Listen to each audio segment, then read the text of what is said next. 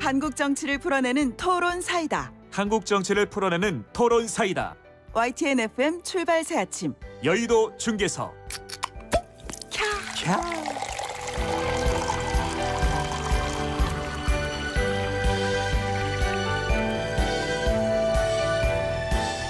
네, 지금 정치권을 바라보는 국민들의 심정, 방금 들으신 이 사이다 병뚜껑 따는 소리처럼 좀 답답한 거 풀어줬으면 좋겠다라는 마음이 많으실 것 같습니다. 좀 더 깊이 들어가서 그 일선에 계신 두 정치인 모셔서 관련 이야기들 천천히 풀어보겠습니다. 더불어민주당 전재수 의원 나오셨습니다. 의원님 안녕하십니까? 반갑습니다. 네, 자 전재수 의원님 나오셨고요. 국민의힘 조혜진 의원님 나오셨습니다. 안녕하십니까? 반갑습니다. 조혜진입니다. 예, 자 사실 두 분도 모두 이 대선 경선 캠프에서 열심히 지금 뛰고 계시기 때문에 무척 바쁘실 텐데 관련해서 또 여러 현안들 한번 얘기를 듣는 시간 마련해 보겠습니다. 자, 막말 대전이라고 표현해야 될까요? 사실은 여야 모두 굉장히 이 공세가 거센 경선 구도가 있는데 먼저 여당 쪽 얘기를 해보겠습니다. 오늘 일단락됐고 또 황교익 내정자 사퇴 의사 밝혔습니다. 좀 마무리는 됐지만 후보자 당사자 간이 아니라 그 주변까지 확대돼서 이런 거친 좀 싸움이 일어났습니다. 야당에서 이 시각 보는 감정은 미묘했을 것 같아요.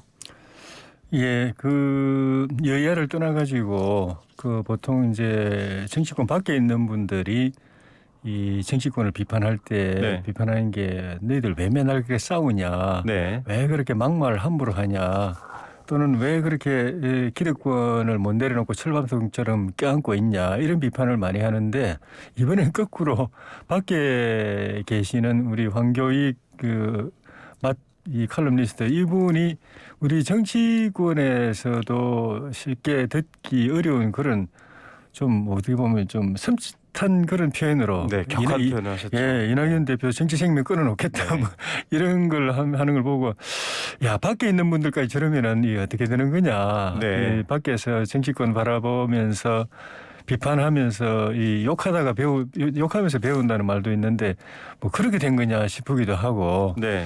거기다가 또 민주당이 그동안에 우리 당을 비난하거나 할 때 뭐 친일 프레임으로 씌워가지고 친일 프레임을 씌워서 늘 비판했는데 이제는 그 당 안에서 그 네가 친일파야 아니야 네가 친일파야 이런 이 공방을 벌이는 걸 보고 참 친일파 논란이라는 게 이렇게 허망한 거구나 하는 생각이 들었는데 네.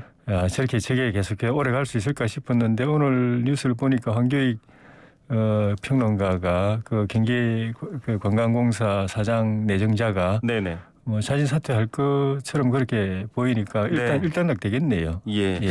자, 일단락 됐습니다. 여권 내부에서 보는 마음은 좀 더 복잡할 것 같아요. 전재수 의원님, 뭐 마무리는 됐습니다만 너무 과열되지 않았나 이런 얘기도 있을 것 같고 어떤 입장이십니까? 예, 사실은 이제 이낙연 후보든 이재명 후보든 막론하고 민주당 입장에서도 사실은 이제 내상이 좀 있었죠. 네. 예, 대개의 경우에 우리가 이제 공직 후보자로 내정이 되게 되면 대부분 이제 자세와 태도라든지 또는 언행이라든지 말이라든지 이런 것들을 대개 이제 절제하고 평상시보다 네. 더 절제하고 행동도 이제 신중하게 하는 것이 대개의 경우였거든요. 네. 그 왜 그렇게 하냐면 이게 임명권자에게 부담을 줄 수가 있고 그다음에 자칫 뭐 잘못하게 되면은 임명권자에게 이게 상당히 이제 책임으로 돌아갈 수 있기 때문에 신중하게 하고 말도 상당히 이제 절제된 언어를 하게 되는 것이죠. 네. 그런 측면에서 볼 때 이번에 이제 황교익 씨 같은 경우는 물론 이제 굉장히 부당한 프레임으로 이제 상당히 이제 공격을 받다 보니까 네. 절제력을 좀 잃고 뭐 그런 측면은 이해가 됩니다만은 그럼에도 불구하고 어떤 내정자로서 공직자 내정자로서 이제 지켜야 될 자세와 태도라든지 언행 이런 부분들은 좀 아쉬운 부분들이 있습니다. 그래서 내정자 신분에서 이제 싸움의 전면에 나서 가지고 이렇게 하는 경우는 굉장히 없었죠. 그런 측면에서 이제 당에도 상당히 부담이 됐고 또 황교익 씨는 황교익 씨대로 마음의 상처를 많이 입었고 그래서 일단은 뭐 자진 사퇴로 일단락이 됐으니까 이 부분은 어떻든 민주당의 대선 후보 경선 과정에서 확실하게 선을 넘은 그런 이제 사례라 이렇게 저도 이제 보고 있습니다. 그 여당의 원로이신 이해찬 전 대표까지 나서서 말씀을 하셨습니다. 결국은 좀 그게 열쇠가 된 셈인데 그만큼 좀 이런 식의 네거티브는 심각하다라는 위기의식이 있는 건가요? 그렇습니다. 이거는 이제 단순히 거의 뭐 인신 공격에 가까운 이런 이제 논란으로까지 번졌던 거 아닙니까? 네. 우리가 대선 원래 이제 이 경선이라는 것은 본선보다 더 치열하고 어려운 과정이긴 합니다. 네. 그리고 그 속에서 이게 넘지 않아야 될 선을 넘어가기도 하고 네. 그렇습니다. 그럼에도 불구하고 이번에 이 논란은 상당히 좀 선을 많이 넘어가 가지고 네. 그 누구에게도 도움이 되지 않는 모든 사람이 패배자가 되는 네. 그러므로 인해 가지고 민주당 대선 후보 경선 과정을 바라보는 국민들이 또 실망하게 만들고 네. 등을 돌리게 만드는 그런 좀 일이었다고 생각을 하고 다행히 30일 날 경기도 의회 인사청문회가 예정이 돼 있었는데 네. 사실 저는 그리고 민주당의 많은 의원들이 야 이게 30일 인사청문회까지 가면 어떻게 하냐 네. 이런 사실은 이제 좀 걱정들이 많이 있었습니다. 근데 다행히 이제 인사청문회까지 가지 않고 네. 뭐 황교익 씨도 이제 받아들이고 네네. 그래서 이 문제를 이제 일단락을 했기 때문에 경선이 10월 10일까지 예정이 되어 있습니다. 네. 이번 일을 반면교사 삼아가지고 각 후보 캠프에서 정말로 국민들이 바라는 경선 과정이 어떤 것인지를 한 번 더 네. 되돌아보고 성찰하는 그런 계기가 됐으면 하는 바람이 있습니다. 예. 의원님, 예. 전재수 의원님께서도 말씀해 주셨지만 반면교사 예. 이제 여당 내부에서 삼겠다지만 야당도 사실은 예. 만만치 않게 과열될 수 있기 때문에 예. 좀 중요하게 보실 것 같아요. 예, 흔히 말하는 경선 흥행, 네네. 이걸 이제 다 각 당마다 기대하고 어떻게든 그걸 좀 불을 지펴 보려고 노력을 네. 하는데 그 양면이 있다는 게 이번 케이스에서 이제 확실히 드러나는 거죠. 네. 이 흥행이 되려면은 그 핵심 요건이 승패가 아슬아슬해야 됩니다. 네. 박빙이라야 됩니다. 네네. 그 뒤집어지는 반전이 있든지 네. 아니면은 뒤집어질 가능성이 보이든지 네. 누가 될지 최종적으로 알 수 없는 상황 그게 이제 흥행의 기본 요건인데 네네. 그게 또 역으로 뒤집어 보면은 그만큼 굉장히 치열하고 과열되고 조금만 내가 뭐 1, 2%만 더 얻으면은 저 자리를 차지할 수 있다라는 게 눈앞에 아른거리니까 네. 수단 방법 안 가리는 그런 경향이 생기고 네. 최근에 그 이재명 후보가 쭉 앞서 있다가 이낙연 후보가 뒤늦게 이제 또 추격해 오니까 약간 양강구도 네. 처럼 그렇게 돼 가니까 그때부터 이제 이 치열해지기 시작했는데 이 두 후보 진영 간에 이런 그 격화된 이 경쟁이 그 지지자들 사이에까지 퍼져가지고 네. 민주당 전체가 이게 뭐 이렇게 두 조각이 나는 두 동강이 나는 듯한 그런 모습을 보였는데 그렇더라도 일단 이 정치적으로도 일단 금도가 있어야 되고 민주당 내부에서도 금도가 있어야 되겠죠. 야당은 어떻게? 사실 근데 굉장히 야당도 선을 넘을 수 있는 위험한 상황들, 특히 예, 당 그건- 대표를 두고 막 예, 그거는 조금 이따가 또 다시 네네. 말씀드릴 기회가 있을 텐데 제가 볼 때 이 그 민주당 경쟁이 그 관찰자로서 보더라도 네. 이 선을 넘었다고 생각된 네네. 지점이 이런 뭐 발언의 강도 이런 것도 있지만은 네. 친일 논란을 쓰고 주고받는 거 네. 민주당 안에서 당신이 친일파야 아니야 네가 그 당신이 친일파야 이러면서 네. 서로 친일 프레임으로 싸우는 거 보고 네. 민주당이 우리 야당을 향해서 친일 프레임으로 이 재미를 보더니 이 그걸 정치적 도구로 당 내부에서까지 이게 그 네. 칼을 빼들고 쓰는구나라는 생각이 들어서 네. 정말 갈 때까지 가는구나 하는 생각이 들었는데 이걸 계기로 해서 친일 프레임을 역사적 관점에서 평가를 하는 건 괜찮지만은 정치적 도구로 상대방을 죽이는 도구로 친일 프레임으로 이용하는 거는 뭐 민주당 내부든 여야 간에든 이런 일이 다시 없었으면 하는 바람입니다. 예, 친일에 대한 얘기를 아주 좀 깊게, 아주 뼈 있게 말씀을 해주셨습니다. 국민의힘이 마음이 많이 아팠나 보죠. 네, 자, 뭐 여러 간의 어떤 정치적 생명이든 사회적 생명이든 걸 위협할 만한 아주 선을 넘은 공격들은 서로 간에 없어야 된다라는 두 분의 말씀은 공통된 것 같고요. 이런 경선 과열에 부활에 대해서 사실은 원팀을 다시 강조하지 않으면 이거 장수를 누구를 뽑느냐의 문제가 아니라 전쟁에서 지게 생겼다라는 위기감은 두 당 모두 있을 것 같습니다. 전재수 의원님께 먼저 여쭤볼게요. 광흥창 팀 사실 지난 대선 때 뭔가 대선을 준비했던 어떤 조직으로 알려져 있는데 다시 재결성되고 뭔가 원팀에 기여를 해야 된다라는 얘기가 돈다고 해요. 어떻게 생각하십니까? 그 사실은 이제 광흥창 팀이라는 것은 공식 이름이 아니죠. 네. 전철역 광흥창역 옆에 사무실이 있다 그래서 그렇죠. 아마 누가 이렇게 이름을 지었는지는 모르겠지만 공식적인 이름은 아니었다. 지난 대선에도 말씀을 먼저 드리고 역사적으로도 무슨 사직동 팀 무슨 팀 네 많았죠. 그렇습니다. 근데 지금 이제 뭐 양정철 전 네. 민주연구원장을 중심으로 해가지고 이전에 문재인 대통령의 대통령 선거를 도왔던 사람들이 다시 네. 광흥창 팀으로 모였다. 이제 이런 건데 뭐 광흥창 팀 이러니까 이게 무슨 뭐 비밀 결사 조직 비슷한 네. 이런 뉘앙스를 풍기는데 전혀 그렇지 않다는 말씀을 드리고요.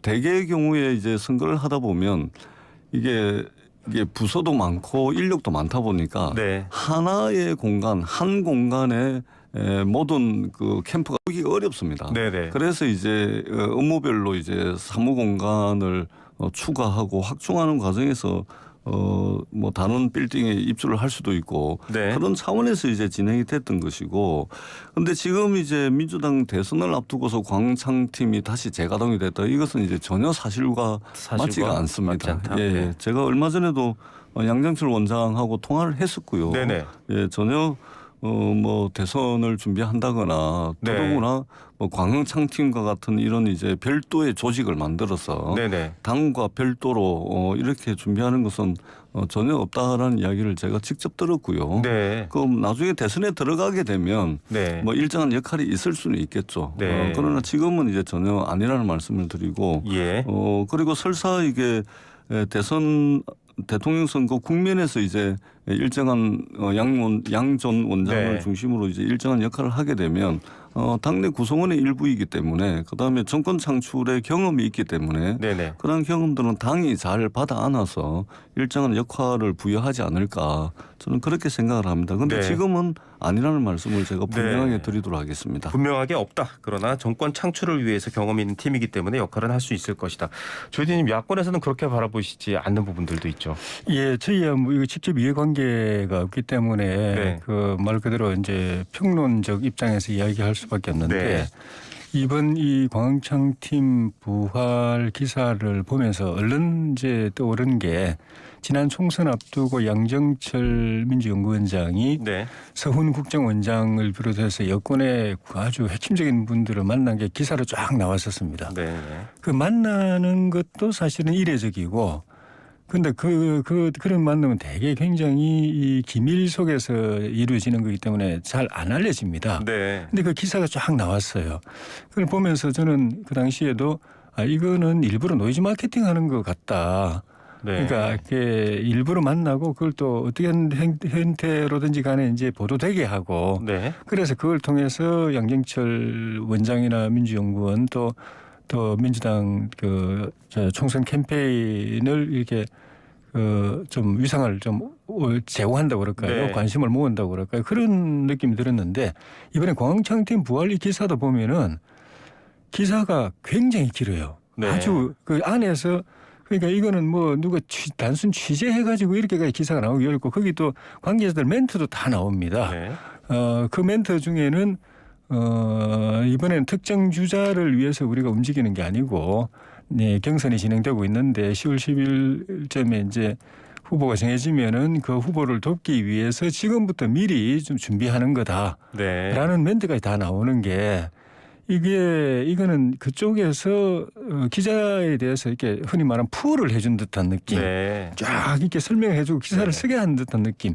기사 분량만 해도 보통 기사의 한 서너 배 됩니다. 네. 그러니까 이거는 그냥 단순히 멀리서 이렇게 그 망원경 보듯이 취재해가지고 채울 수 있는 기사 분량이 아니에요. 네. 그 구체적인 멘트도 쫙 나와 있는 거 보면은 그런 걸 보면은 이 본격적인 활동에 들어간 건 아닌가 싶은 생각이 들고 다른 뭐 야당보다도 여당 안에 다른 주자들이 주목할 수밖에 없는 게 양정철 원장의 그동안의 네. 행보가 이재명 지사를 지지하는 것 아니냐라는 그런 그 논란들이 많이 있었고 본인은 아니라고 이야기했었는데 후보가 정해지기 전에 벌써 이렇게 움직이는 걸 보고서 그 이 지사를 돕는 거 아니냐 또는 이 지사가 될 걸 전제로 해서 미리부터 준비하는 건 아니냐 이런 의혹이 제기되니까 이게 큰 뉴스가 되는 건데 이게 좀 지켜봐야 될 사안인 것 같습니다. 네.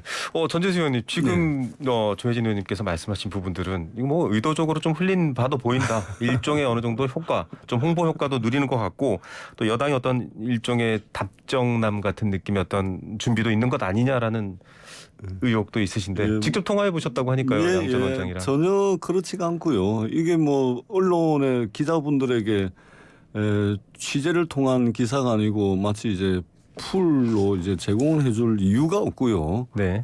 그리고 양정철 전 원장이 뭐 출마한 사람도 아니고 네네. 그래서 뭐 그것은 이제 정치권에서 이제 여의도에서 여러 가지 이제 해석을 하고 또 뭐 여러 가지 이야기들이 많이 있지 않습니까? 그런 네. 차원에서 이제 거론이 되는 것이지 기사가 길다는 것은 그만큼 명확한 내용이 없다는 거 아닙니까? 네. 해석해야 되고 추측해야 되고 분석하다 보니까 기사 내용이 많아지는 거 아니겠습니까? 네. 명확한 팩트라면 기사 짧죠. 네. 네. 자, 사실과 좀 거리를 두는 부분이다라는 부분에서는 네. 좀 공통점이 보입니다.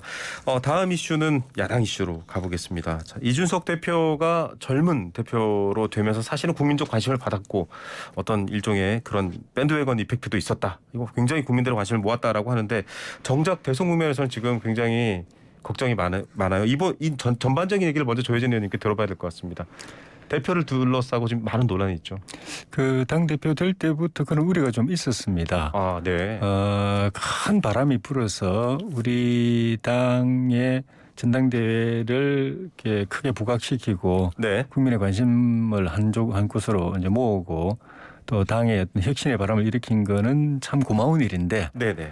그 바람이 만들어낼 당 대표가 30대의 영선 네. 국회 경험이 없는 네네. 또 정당 경험도 사실상 없다고 봐야 또 좋은 네. 그런 지도 당 대표를 네. 뽑게 돼 있으니까 네네. 이 바람 자체는 혁신의 바람, 변화의 바람 자체는 우리 당에게 큰 도움이 되는데 네.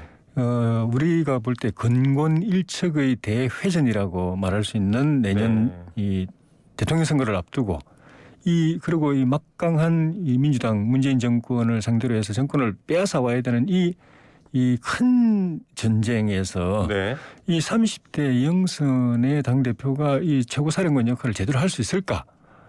그 부분에 대한 우려가 있었죠. 일단 그 경험이 없기 때문에. 당심 민심은 또 압도적으로 이준석 대표를 선택했지만. 그러니까요. 그건 감사한 일인데 네네. 고마운 일인데 그렇게 해서 만들어낸 이 당 대표가 그 치열한 그 큰 전쟁을 진두지휘할 수 있을까? 그렇게 네. 해본 경험도 없기 때문에 네네. 그래서 걱정을 많이 했고 그걸 극복하려면은 이 당 지도부를 중심으로 당 네. 최고위원회를 중심으로 네네. 하고 또 원내 지도부하고도 협의하고 이렇게 팀 플레이로 가야 된다. 네. 라고 생각했는데 결과적으로 그 뒤에 진행된 과정은 당 대표의 어떤 그 단독 플레이가 많았다. 네. 그 과정에서 우려했던 여러 가지 상황들, 문제들이 발생하고 있는데 뭐 어저께 그 의원총회 때도 이런 이준석 대표의 리더십에 대해서 비판한 이야기들이 많이 네네. 있었지만은 그렇다고 이 대표만 뭐 비판하고 뭐 이렇게 책임을 지울 수는 없는 상황이기 때문에 네. 이걸 잘 수습해가지고 당력을 하나로 모아서 잘 해나가자라는 쪽으로 어쨌든 의원들의 생각이 모아지고 있는 것 같습니다. 예, 자 대선이라는 큰 판에서의 사령관 역할을 할 수 있는가.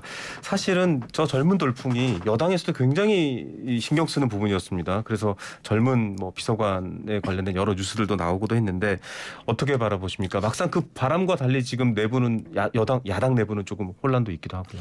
저는 크게 한 3가지 정도를 말씀을 드리고 싶은데요. 네. 첫 번째 지금 국민의힘 내부에서 벌어지고 있는 이것은 그냥 그 뜬금없는 그 다툼이 아니고 네. 이것은 첨예한 국민의힘 당내 권력 투쟁의 과정입니다. 그래야 이 싸움의 본질을 제대로 볼 수가 있습니다. 그러니까 이제 국민의힘에서는 전통적으로 이제 친이, 친박 거로 이제 양분돼 있는 이제 권력 지형이 있었죠. 네. 근데 이명박 박근혜 대통령을 거치면서 이제 친이 친박이 사실상 해체가 됐죠. 네. 되고 나니까 이제 당의 주인이 없는 겁니다. 네. 그 당의 새로운 당내 권력 집단 주인 이것을 이제 만들어나는 이것이 형성되는 과정에서 지금 이 여러 가지 문제점들이 이제 나오고 있다. 그래서 이것은 이제 당내에 첨예한 권력 투쟁 과정으로 보는 것이 맞고요. 네. 그다음에 또 두 번째는 지금은 이제 봉합이 됐는데 지금 다시 이제 새로운 분란의 씨앗이 이제 역선택의 문제 그다음에 좀 선관위원장 인선의 문제 몇 가지들이 이제 다시 나타날 텐데. 네. 근데 기본적으로 이제 이준석 대표와 윤석열 후보 사이의 갈등의 불씨가 계속해서 나올 겁니다. 왜 네. 그러냐면 이준석 대표는 기본적으로 윤석열 후보를 대통령감으로 인정을 안 합니다. 이준석 대표가 여의도에서 10년 이상 이제 내공을 쌓고 정치적 실력을 쌓아 올리고 정치적 캐리어를 쌓아 올려 가지고 국민들의 일정한 바람을 가지고서 당 대표로 됐는데 그 이준석의 실력과 내공과 마인드로 볼 때 윤석열 후보는 국민의힘 대통령 후보로서 상당히 함량 미달이다라는 기본적인 이준석 당 대표의 기본적인 인식이 깔려 있는 겁니다. 네네. 그렇기 때문에 사사건건 지구를 떠나겠다 이렇게 하는 거죠. 그래서 이거 지속될 가능성이 많다. 그다음에 세 번째 이준석 대표가요. 우리 앵커님께서도 말씀을 하셨지만 사실은 이제 국민들의 상당한 바람을 가지고 어떤 국민들의 기대와 바람을 가지고 있었습니다. 그런데 그 기대와 바람 반대로 가고 있는데 이준석 대표가 이게 통화를 녹음을 하고 합니다. 네. 저는 통화 녹음하는 당대표와 그 국민의힘 의원들이 어떤 신뢰관계에서 앞으로 통화를 하겠습니까? 네. 단둘이 앉아서 대화하는 것도 녹음하지 말라는 법이 있겠습니까? 그다음에 우리 당의 송영길 대표가 여야 사이에 이제 정기국회가 곧 오는데 여러 가지 현안들을 가지고 협상도 해야 됩니다. 우리 송영길 대표가 이준석 대표 뭘 믿고 허심탄회한 이야기를 하겠습니까? 자기가 불리하다 싶으면 통화한 거 가지고 녹취록 까가지고 이용해 먹을 가능성이 충분히 많지 않습니까? 10년 동안 여의도에서 정치적 내공을 키워왔는데 정치를 좀 상당히 잘못 배운 측면이 있다. 그리고 개인적 관계 친구 사이에서도 통화 녹음하는 사람이 제일 무서운 사람이죠. 굉장히 안타깝다는 생각이 듭니다. 예, 뭐 자동 녹음 기능이다 이렇게 해명을 내놨음에도 불구하고 사실은 이제 전재수 의원님의 여러 얘기들 입장을 들었는데 이 녹음에 대해서는 지금 국민의힘 내부에서도 조금 우려들이 나오긴 했어요. 어떻게 판단하십니까? 네, 저는 적절하지 않다고 생각합니다. 그 자동 녹음 앱을 깔아놔서 저절로 녹음이 된다고 했는데 그 자체가 바람직하지 않죠. 개인 간에도 그런데 정치인이고 당 대표인데 수많은 사람들 또 유력한 사람들 또 유력한 정치인들 또 동료 또 정치인들하고 계속 통화를 하게 되고 언론하고 통화를 하게 돼 있는데 그게 다 녹음이 된다. 녹음이 되도록 만들어 놨다라는 것 자체가 저는 이해를 할 수가 없습니다. 그거는 옳지 않고 그렇게 되면은 그걸 모르고 대화를 했지 알고부터는 이제부터는 마음에 있는 이야기를 할 사람이 없을 겁니다. 그러니까 대화를 하더라도 공식적인 이야기밖에 할 수가 없고 이 대표가 정말 궁금한 거 하게 생각하는 걸 이야기해 줄 사람이 없어져 버리기 때문에 만약에 정말 그 앱이 필요했다고 생각한다면은 상대방한테 그 알려줘야죠. 이게 자동 녹음됩니다라고 이야기하든가 아니면 그 시간에라도 꺼놓고 상대방에 대한 예의상 신뢰상 꺼놓고 하든가 그렇게 했어야 되는데 그냥 했다라는 게 문제가 있고 이제부터라도 저는 그 앱을 지우든가 아니면은 계속 쓰고 싶으면 상대방한테 그걸 사전에 고지를 하든지 그래서 상대방이 그걸 알고서 대화를 하게 만드는 게 예의라고 봅니다. 신뢰의 문제냐 소통의 문제냐 여러 가지 얘기들이 지적이 나왔었는데요. 일단은 지금 관련된 얘기들 이어지는 또 세부적인 내용들이 있습니다. 경선 룰을 비롯한 또 법안 통과 얘기까지 있기 때문에 저희가 잠시 숨 고르고 와서 전해드리도록 하겠습니다. 3부 순서 여기서 마무리하겠습니다.